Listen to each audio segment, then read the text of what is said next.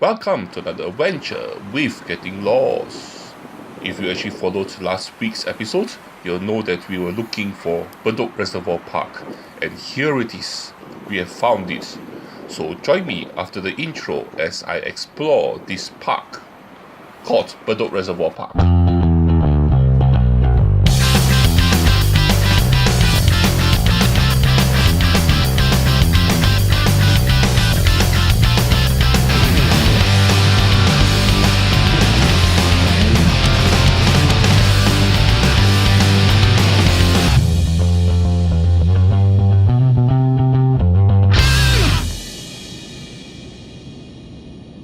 Welcome back!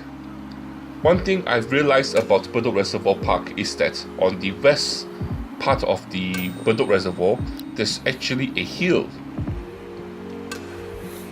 Yes, I didn't remember that there was a hill here, but there's actually a hill with actually walking paths all across it. And here's the hill.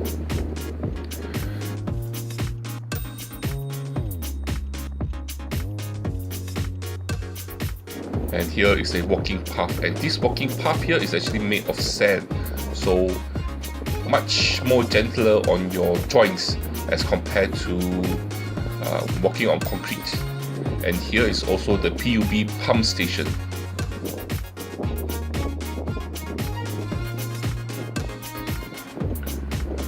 And you must remember, Bedok Reservoir Park is actually a reservoir for fresh water for Singapore, so that's why there's a pump station here. And as you look across the water, you will notice that this waters here has a very deep color, very different from when we went to the other reservoirs. And there's actually a reason for this, because the water here is deeper.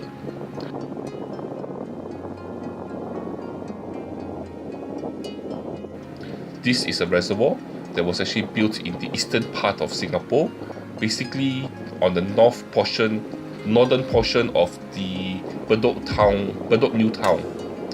And this reservoir has a surface area of 880,000 meters square and a capacity of 12.8 million meters cube.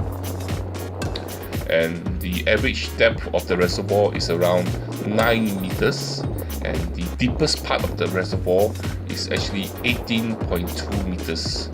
And the shoreline that we are actually at now, the shoreline here has a circumference of 4.3 kilometers.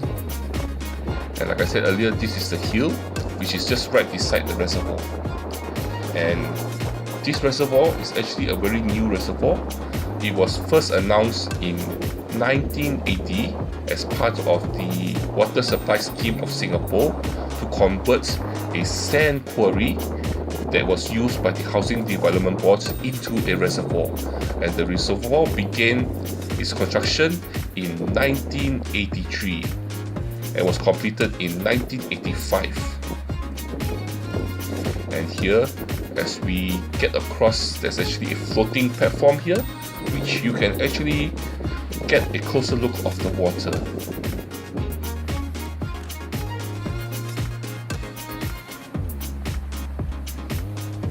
And it's a very nice and windy place, and the wind that's blowing from across the water here makes it nice and cooling. And those people who are actually living nearby, they definitely get a very much cooler wind than people from other places.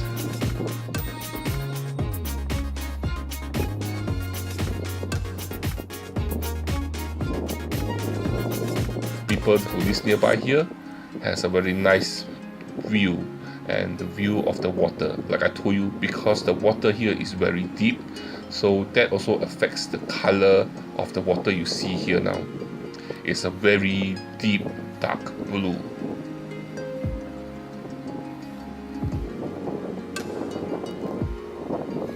And also one more thing about this floating platform, it actually floats quite low on the water. So you're actually quite close to the water surface. So if you actually sit down here, it's a very nice and relaxing activity to do. And to sit down, look across, hear the water slapping onto the shoreline, the breeze blowing on you. Then in the distance, you can see all the HDB or condominiums and trees, and sometimes you can even see planes landing. Don't forget, you're actually in the eastern part of Singapore, so you're actually near Changi Airport, so likelihood of seeing planes are very high. But the likelihood of feeling a calm, peaceful feeling coming over you as you look over here is also very high. And the people who live around here will get to enjoy this nice, calming environment. So beautiful, so quiet, so hard to imagine that this reservoir is actually man-made, but it's still so naturally beautiful. And I also heard that there may be in the waters here some fishes that are a bit aggressive. So because of that, I think what happens was, in the past, people who rear fish or look after or have fish as pets used to release their fish, the fish that they don't take care of, they release it in bodies of water, and some of them actually release it into this reservoir. So besides the natural fishes that were put here, there are other varieties of predatory fishes in this reservoir. So there were some cases in, I think, 2014, where people who were doing water sports were attacked by this fish, were bitten by this fish. But since then, you don't really hear much nowadays about that. But this place is still a very popular place for water sports, especially like kayaking, which you'll see later. And also, other than that, also dragon boating. But most people what they like to do here is either cycling or jogging. And another activity that not many places you can do in Singapore, fishing.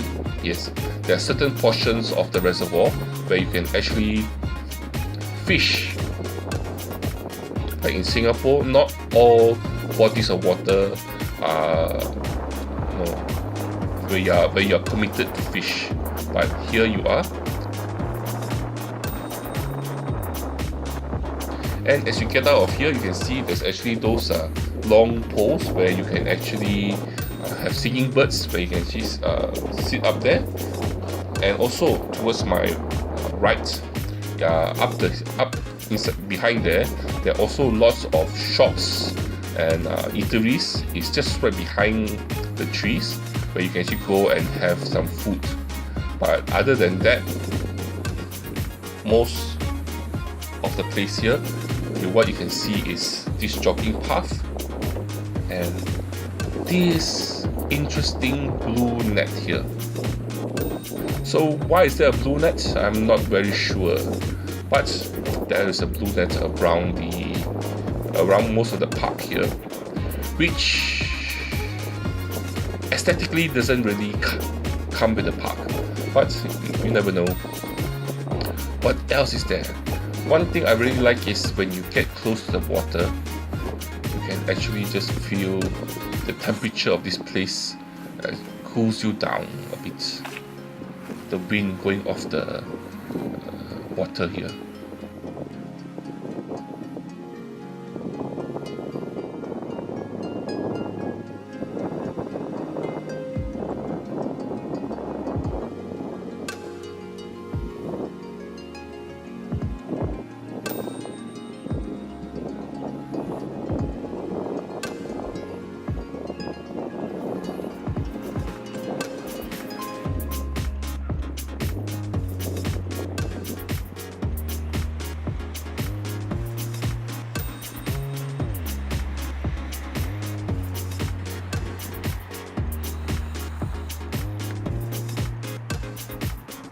sometimes you can just zone out just looking across the water.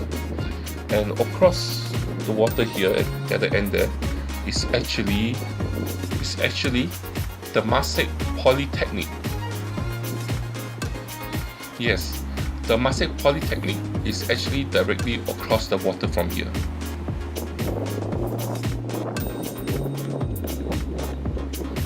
But like I said, people actually a dragon boat in the water. Then these are probably some condominiums and HDB flats in the distance. So what we're going to do is we're going to go across right to that side there, and let's have a look and see what they have on the other side of the reservoir. But on this side of the reservoir, what you have is lots of jogging paths and walking paths where you can walk, where you do a lot of walking.